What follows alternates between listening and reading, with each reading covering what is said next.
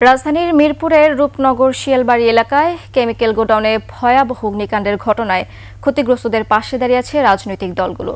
ঘটনাস্থল পরিদর্শন করে নিহতদের পরিবারকে ১ লক্ষ টাকা করে পৃথক অর্থ সহায়তা দেওয়ার কথা জানিয়েছেন বিএনপির সিনিয়র যুগ্ম মহাসচিব রুহুল কবির রিজভী ও বাংলাদেশ জামায়াত ইসলামীর আমির ডক্টর শফিকুর রহমান।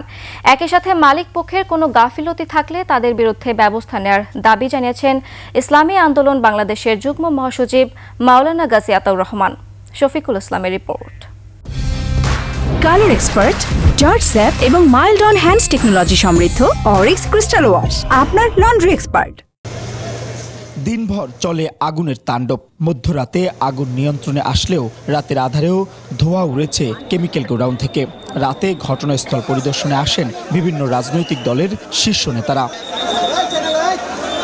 এ সময় বিএনপির সিনিয়র যুগ্ম মহাসচিব রুহুল কবির রিজভী বলেন, সরকারের এমন ব্যবস্থা নেওয়া উচিত যাতে এ ধরনের ঘটনার পুনরাবৃত্তি যেন আর না ঘটে।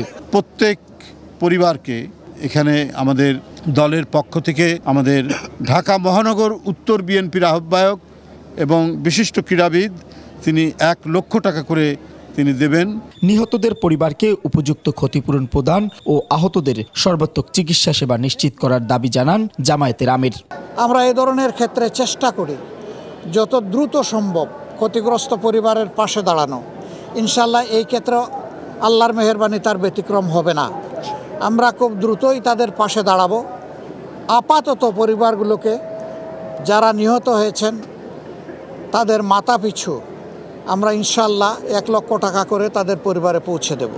অগ্নিকাণ্ডের ঘটনা সুষ্ঠু তদন্তের মাধ্যমে দায়ীদের বিচারের দাবি জানান ইসলামী আন্দোলন বাংলাদেশের যুগ্ম মহাসচিব। মালিক পক্ষের কোনো গাফিলতির কারণে, অব্যবস্থাপনার কারণে যদি এই ঘটনা ঘটে থাকে তাহলে সেই মালিক পক্ষকেও জবাবদিহিতার আওতায় আনা। আর কেন এই ঘটনা ঘটলো, কী কারণে ঘটলো, আসলে এখানে কোনো ব্যত্যয়, আইনের ব্যত্যয় ঘটেছে কিনা সেটাও উদ্ঘাটন হওয়া দরকার। পোশাক কারখানার ভবন ও রাসায়নিকের গুদাম কোনোটিরই অগ্নি নিরাপত্তা সনদ ছিল না বলে প্রাথমিকভাবে জানা গেছে। ভবনের ছাদের দরজায় তালা লাগানো থাকায় শ্রমিকরা কেউ উপরে উঠতে পারেনি। ধোঁয়াটা উঠছে কারণ ওখানে কেমিক্যাল আছে, আমরা দেখার চেষ্টা করেছি। আমরা একটু সময় নিব, কারণটা হচ্ছে ওখানে প্রচুর কেমিক্যাল আছে এবং এটা কম্বিনেশনটা বিভিন্ন ধরনের। তো যেহেতু কেমিক্যাল দুর্ঘটনা কিন্তু ফেস করতে হয়, একটু সময় নিয়ে কিছু প্রোটোকল আছে, সেগুলো আমরা মেনে চলতেছি সময় দিয়ে। এটা হয়তো কয়েকদিন সময় লাগতে পারে। এদিকে মিরপুরে অগ্নিকাণ্ডে নিহত ১৬ মরদেহ রাখা হয়েছে ঢাকা মেডিকেল কলেজ হাসপাতাল মর্গে। ডিএনএ পরীক্ষার পর করা হবে হস্তান্তর। আহত ৩ জন বার্ন ইনস্টিটিউটে ভর্তি। শফিকুল ইসলাম, ২১ টেলিভিশন, ঢাকা।